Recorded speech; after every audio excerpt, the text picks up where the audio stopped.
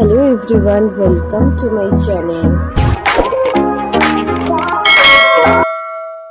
So অনেক দিন পর চলে এলাম নতুন একটা ব্লগ ভিডিও নিয়ে। তো এখানে দেখতে পাচ্ছ ছোলার ডাল নারকেল দিয়ে মা বানিয়েছে, তার সাথে তৈরি হবে লুচি। আমি আর দিদি এখানে গল্প করছি, একটু কাজ করছি। এই যে আমার বাগান দেখে নাও, ইনডোর প্লান্টস কিছু। তো মা একা হাতে সবটাই করেছে, দিদি কাকিমণি মানে বিশেষত কাকিমণি অনেক সাহায্য করেছে। লুচি পুরোটাই বেলার কাজটা কাকিমণি করে দিয়েছে। তো সবই ঠিক ছিল, তার মাঝখান থেকে একটা দুর্ঘটনা। আসতে গিয়ে কাকিমণি হঠাৎ পড়ে যায়, লেগেও যায় অনেকটা, ফলে মন মেজাজ খুবই খারাপ হয়ে গেছিলো সব। তো দাদুকে রেডি করার দায়িত্ব ছিল আমার। দাদুকে আমি ধুতি পরিয়ে দিয়েছি যেভাবে পেরেছি। এদিকে রান্না করতে দেরি নেই, খেতে দেখো অবস্থা, খাচ্ছে।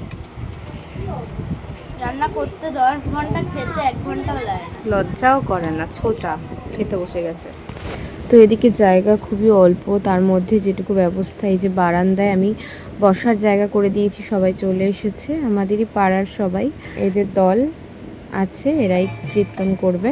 তো দিনটা ছিল 4 জুন 2026, দাদুর মৃত্যু দিবসী হিসাবে দিনটি পালন করা।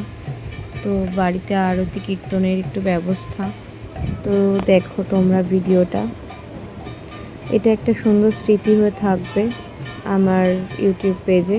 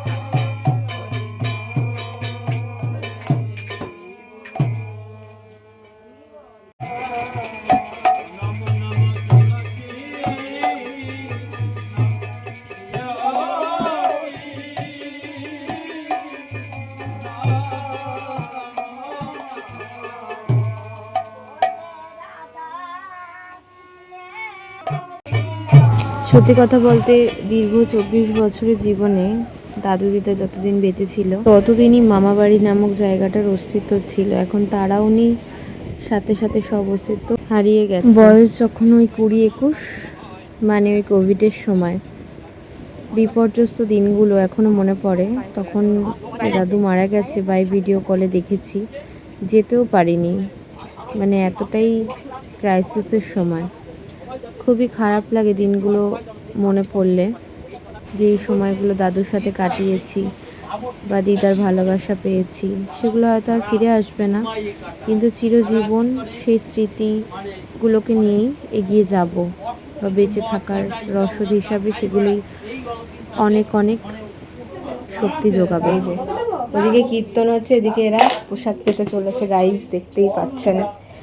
এদের খেতে দেরি নেই, দুই ভাই রাম লক্ষণ বসে গেছে খেতে। ওরে হাসি মা, তোমার আসল সদস্যরাই বসে গেছে খেতে। আমি তাই তো বলি কোথায় আওয়াজ পাচ্ছি না ঘরের মধ্যে, এখানে এরা এই করছে। মা রান্নাঘরের অবস্থা। আর খাও খাও।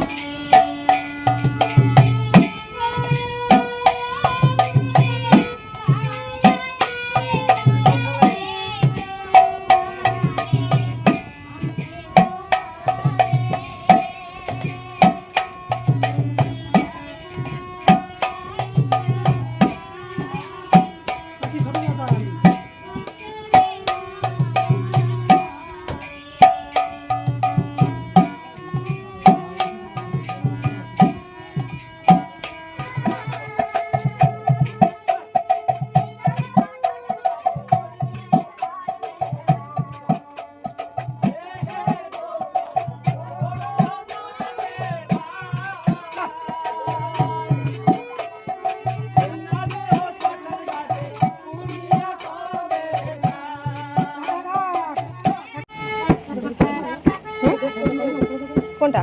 হ্যাঁ বন্ধ করে দিস, চালিয়ে দেবো না, বড় মা পড়াচ্ছে, মেসেজ করেছি।